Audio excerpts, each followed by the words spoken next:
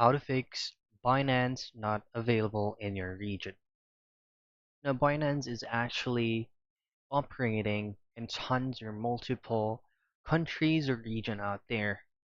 But if you're unlucky enough and have it selected to one of the country or region that is not operating, then what you want to do, and then your last resort is of course to use any reliable VPN.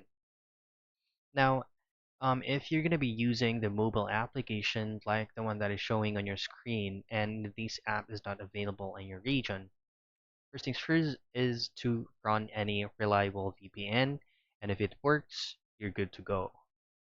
If it not, then you'll have to switch to Binance on the web version. And here there are multiple options to use, like proxy websites and then running directly to Binance, or maybe adding Binance to one of the extensions on your current browser. So I believe that's it. That's how you fix Binance not available in your region.